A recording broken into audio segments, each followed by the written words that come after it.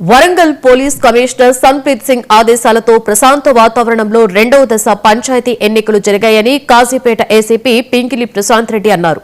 ఇప్పటి వరకు తన పరిధిలో ఏర్పాటు చేసిన చెక్పోస్టుల తనిఖీలలో నగదు, మద్యం పట్టుకున్నట్లుగా తెలిపారు. కౌంటింగ్ తర్వాత ఎలాంటి అవాంఛనీయ సంఘటనలు తలెత్తకుండా కట్టుదిట్టమైన భద్రతలు చేపట్టామని అంటున్న ఏసీపీ ప్రశాంత్ రెడ్డితో మా ప్రతినిధి శ్రీధర్ ఫేస్ టు ఫేస్. ఇదే అంశంపై వరంగల్లో కొనసాగుతున్న గ్రేటర్ నగర్లో కొనసాగుతున్నటువంటి ఏదైతే కమిషనర్ పరిధిలో కొనసాగుతున్నటువంటి అన్ని సెంటర్లు కూడా మనం చూసుకుంటూ వచ్చాం. ప్రధానంగా ఇక్కడ ధర్మసాగర్ సెంటర్ వద్ద ఉన్నాం. ఇక్కడ ఏసీపీ పింగిలి ప్రశాంత్ రెడ్డి గారు ఆయన తెలుసుకుందాం.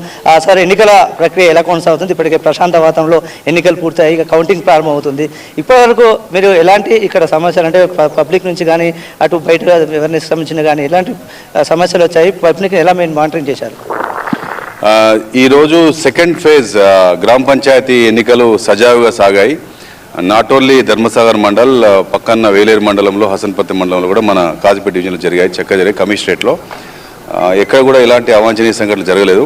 ప్రతి దగ్గర ఉదయం 7 గంటల నుండే పబ్లిక్ అందరూ క్యూలో రావడం, వారు చక్కగా సహకరించారు. ఈవెన్ రెవెన్యూ అధికారులు కూడా మంచి ఏర్పాట్లు చేశారు. పోలీస్ సిబ్బంది కూడా సఫిషియెంట్గా మేము డిప్లాయ్ చేసుకున్నాం. ఎక్కడ కూడా చెప్తే ప్రజలు విన్నారు. అంతా ఎక్కడ కూడా ఎలాంటి ఇబ్బందులు రాలేదు. దాదాపు 7,300 ఓట్లు ఇక్కడ ఉన్నాయి. ఇది పెద్ద గ్రామ పంచాయతీ. సో ఇక్కడ న్యాచురల్లీ మేము క్రౌడ్ ఎక్స్పెక్ట్ చేసాం. మార్నింగ్ 2 అవర్స్ చాలా వచ్చింది, తర్వాత లాస్ట్ 2 అవర్స్ చాలా వచ్చింది. అయినా కూడా we could able to manage well. అంటే ప్రధానంగా చూసుకుంటే వరంగల్ ట్రై సిటీలో అన్ని చోట్ల కూడా కొన్ని ప్రాంతాలలో చెక్ పోస్టులు పెట్టారు. కొంత నగదు సంబంధించింది. మీ పరిధిలో ఏమైనా జరిగిందా?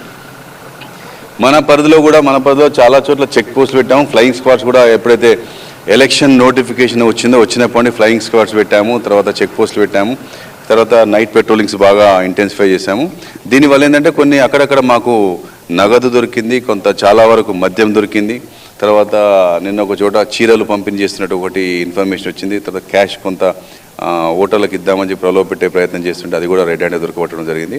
సో వీటి వల్ల ఏమైందంటే అక్కడక్కడ ఇలాంటి కేసెస్ దృష్టికి రావడం, కేసెస్ కావడం వల్ల మిగతా అందరూ కూడా చాలామంది జాగ్రత్తగా ఉన్నారు.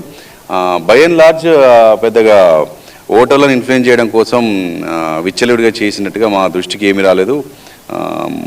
మొత్తం మీద ప్రజాస్వామ్య వ్యవస్థను పదిలంగానే కాపాడుకున్నామని అనిపిస్తుంది.